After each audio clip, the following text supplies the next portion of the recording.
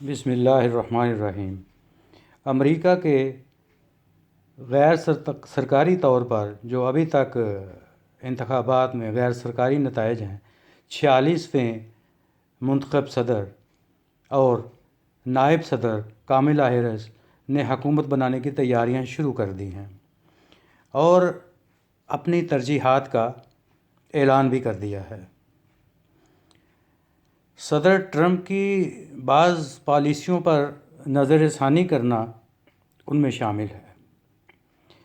انہوں نے ایک ویب سائٹ متعارف کرائی ہے جس میں بتایا گیا ہے کہ حکومت میں آنے کے بعد ان کی اولین ترجیحات جو ہیں، پہلی ترجیحات جو ہیں وہ کیا ہوں گی۔ ویسے تو یہ حوصلہ افزا ہیں۔ ہم امید کرتے ہیں کہ جو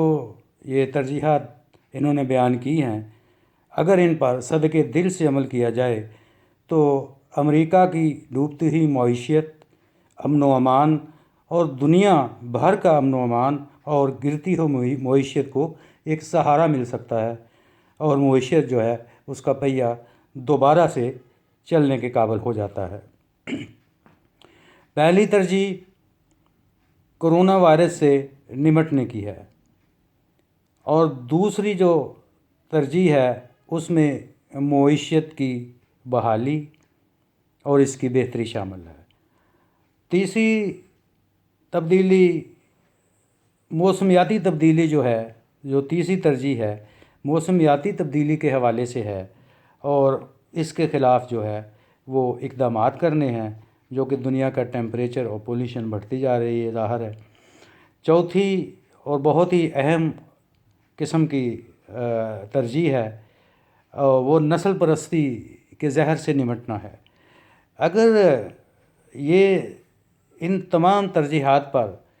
صدق دل سے اور بلا تعصب اگر واقعی عمل کر لیا جاتا ہے تو امید کی جا سکتی ہے کہ امریکہ نئے سرے سے ایک خوشحال اور پرامن ملک بنے گا، جو کہ اس وقت افراتفری اور طوائف الملوکی کا شکار ہے، کیونکہ رپورٹس ہیں کہ اس کے مختلف شہروں میں اسلحہ بردار ٹرمپ کے حامی جو ہیں وہ نکل پڑے ہیں اور بہت بڑے فسادات کا اور دنگے کا خطرہ ہے، اور اس سے بچنے کے لیے جو نسل پرستی کے خلاف اقدامات یہ کریں گے اس کو یہ دفن کر دے گا۔ اطلاعات کے مطابق بائیڈن جو ہے پیرس معاہدے اور عالمی ادارہ صحت میں وہ دوبارہ اس کا امریکہ کو حصہ بنائیں گے، جو کہ صدر ٹرمپ نے ان سے علیحدگی اختیار کر لی تھی اور وجہ یہ بتائی تھی کہ کورونا کے بارے میں مبینہ طور پر انہوں نے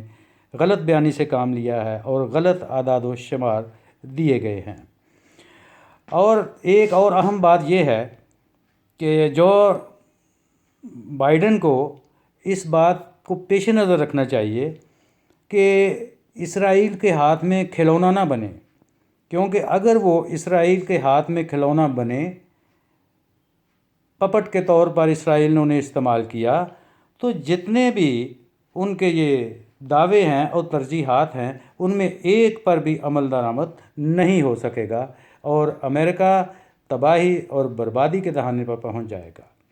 اب سوچنا یہ ہے کہ جو بائیڈن کس حد تک اپنے ان ترجیحات اور ان اصولوں پر عمل پیرا ہوتے ہیں۔ ایک اور حوصلہ افزا خبر یہ بھی ہے کہ بعض جو مسلم ممالک پر سفر کی پابندی سی جو امریکہ میں وہ اٹھانے جا رہے ہیں، اور جو عرصے سے امریکہ میں غیر قانونی طور پر مقیم ہو چکے ہیں وہ انہیں وہاں قیام کرنے کی اجازت دیں گے۔ یہ ایک بہت بڑا قدم ہے۔ ہم امید کرتے ہیں کہ جو بائیڈن اپنے ان تمام جو ترجیحات پر عمل کرتے ہوئے نہ صرف امریکہ بلکہ پوری دنیا میں امن اور خوشحالی کا دور لا سکتے ہیں، جو کہ امریکہ کی عزت بحال کرنے میں ایک کلیدی اور بنیادی جو ہے وہ